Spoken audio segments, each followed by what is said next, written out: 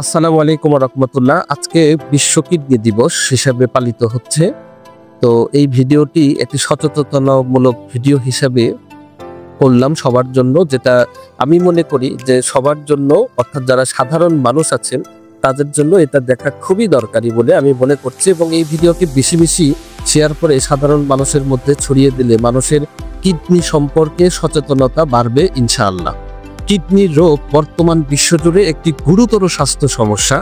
গবেষণায় দেখা গেছে সারা বিশ্বে প্রায় 850 মিলিয়ন অর্থাৎ 85 কোটি মানুষ কোনো না কোনোভাবে কিডনি রোগে আক্রান্ত।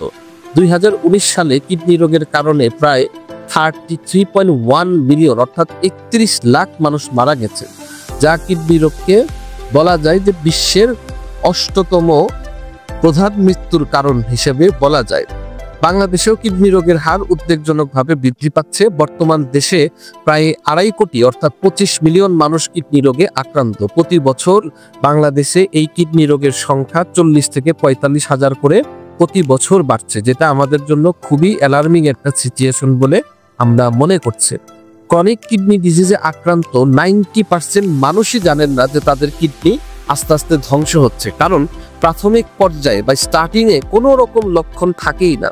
গবেষণার তথ্য অনুযায়ী 80% কিডনি রোগীর প্রথম দিকে এই লক্ষণগুলা উপসর্গ বুঝতে পারে না পারার কারণে বেশিরভাগ মানুষ কিডনি রোগে ক্ষতিগ্রস্ত হয়। দেখুন, কিডনি আমাদের শরীরের সবচাইতে নীরব অঙ্গগুলোর মধ্যে একটি। 90% নষ্ট না হওয়া পর্যন্ত কোনো রকম লক্ষণই প্রকাশ পায় না।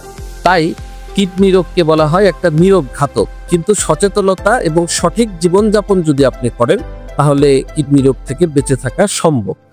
তো প্রথমে জানতে হবে যে কিডনি রোগ বলতে আসলে মেডিকেল সায়েন্সে কি বোঝায়। কিডনি আমাদের শরীরের ফিল্টার হিসাবে কাজ করে, অর্থাৎ কিডনি যখন ঠিক মতো কাজ করতে না পারে তখন আমাদের শরীরে টক্সিন জমে গিয়ে, অর্থাৎ বিষ জাতীয় বিভিন্ন পদার্থ জমে গিয়ে নানা ধরনের শারীরিক সমস্যা তৈরি করতে পারে। এটাই হচ্ছে মূলত কিডনি রোগ। এখন আসেন, কিডনি রোগ কত প্রকার। কিডনি রোগ সাধারণত আমরা মেডিকেল সায়েন্সে 2 ভাগে ভাগ করে থাকি। একটা হচ্ছে অ্যাকুইট কিডনি ডিজিজ, যেটা হুট করে কোনো ইনফেকশনের কারণে বা ওভারডোজের ভুল কোনো ওষুধের পার্শ্ব প্রতিক্রিয়ায় বা হঠাৎ করে ডায়রিয়া হয়ে ডিহাইড্রেশন হয়ে বা বিভিন্ন কারণে আপনার হঠাৎ করে যখন কিডনি কাজ করা বন্ধ করে দেয়, এবং এইটাকে আমরা অ্যাকুইট কিডনি ডিজিজ বলতেছি। এবং এটা খুব দ্রুত চিকিৎসার প্রয়োজন, না হলে মানুষ মারা পর্যন্ত যেতে পারে। আর একটা হচ্ছে ক্রনিক কিডনি ডিজিজ, বা যেটাকে আমরা সিকেডি বলি। দীর্ঘমেয়াদী সমস্যার কিডনির কার্যকারিতা আস্তে আস্তে কমতে থাকে, যেটা শেষ পর্যন্ত ডায়ালিসিস বা কিডনি ট্রান্সপ্ল্যান্টের দিকে নিয়ে যেতে পারে। তবে মজার ব্যাপার হচ্ছে অ্যাকুইট কিডনি ডিজিজের চাইতে ক্রনিক কিডনি ডিজিজের সংখ্যাই অনেক বেশি, অর্থাৎ আপনি প্রায় 90% কেসগুলো আসলে ক্রনিক কিডনি ডিজিজ। আর কিডনি রোগের এখন প্রধান কারণগুলো কি কি আর কি, কেন কিডনি রোগগুলা হয়?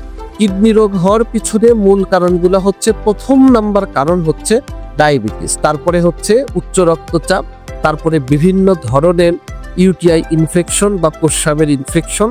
কিছু বংশগত কারণে কিডনি রোগ হতে পারে, যেমন কিডনিতে অনেকগুলো ছোট ছোট সিস্ট হয়, যেগুলোকে আমরা পলিসিস্টিক কিডনি ডিজিজ বলি। এগুলো বংশগত কারণে হতে পারে।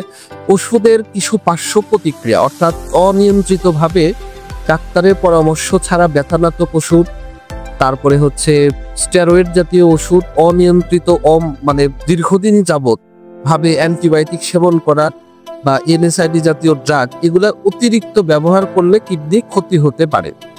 তাছাড়াও কিছু হৃদরোগ আছে, লিভারের রোগ আছে, বা অটো ইমিউন কিছু রোগ আছে যেগুলা কিডনিকে প্রভাবিত করতে পারে। এখন আসেন, কিডনি রোগ থেকে বেঁচে থাকার উপায় কি কি। প্রথম কথা হচ্ছে, যারা ডায়াবেটিসে আক্রান্ত তাদের সর্বপ্রথম এনিহাউ লাইফস্টাইল মডিফিকেশন করে হোক, ওষুধ খেয়ে হোক, ইনসুলিন নিয়ে হোক, যে কোনোভাবে হোক, তাদের ডায়াবেটিসকে অবশ্যই নিয়ন্ত্রণে রাখতে হবে।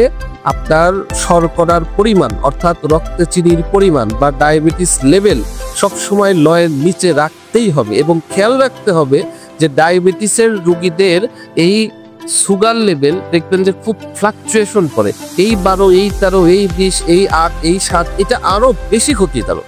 কোনোভাবেই ডায়াবেটিসকে ফ্লাকচুয়েশন করা যাবে না এবং সবসময় 9-এর নিচে রাখতে হবে, নিয়ন্ত্রণে রাখতে হবে।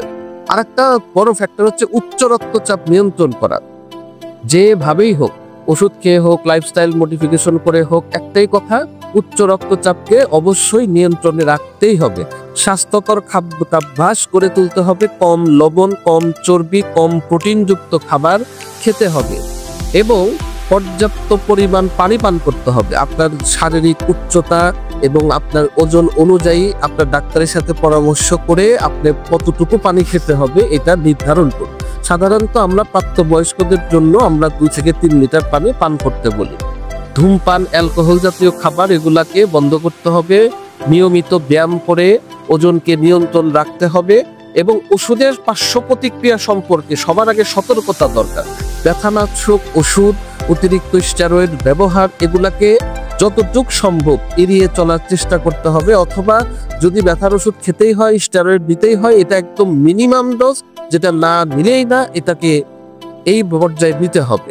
এবং নিয়মিত চেকআপ, বছরে অন্তত একবার একটা কিডনির স্ক্রিনিং টেস্ট করে দেখা উচিত যে আপনার কিডনি কেমন আছে। বিশেষ করে যারা উচ্চ রক্তচাপ এবং যারা মোটা মানুষ এবং যারা ডায়াবেটিসে আক্রান্ত, এবং আমি বলবো যে তাদের প্রতি 6 মাস পর পর কিডনিটাকে চেক করা দরকার। অন্তত একটা প্রস্রাবের ইউরিনারি, একটা ক্রিয়েটিনিন এবং একটা ইজিএফআর করে তার কিডনিটা কেমন অবস্থায় আছে এটা বোঝা খুবই দরকার। আর গবেষণায় দেখা গেছে 80% মানুষ কিডনি রোগ ধরা পড়ার আগ পর্যন্ত কিছুই বুঝতে পারে না। কিছু কিছু লক্ষণ বা আছে বা কিছু কিছু পরীক্ষা আছে যেটা দিয়ে বোঝা যায় যে আপনার কিডনি ভালো আছে কিনা।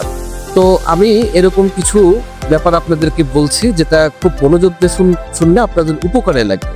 কিডনি ভালো থাকলে আপনার প্রস্রাব স্বাভাবিক হবে, দুর্গন্ধহীন হবে, ফেনা যুক্ত হবে, বা ফেনা থাকলেও সামান্য একটু ফেনা হবে, যেটা আপনার কমোডের একটা ফ্লাশ দিলেই চলে যাবে।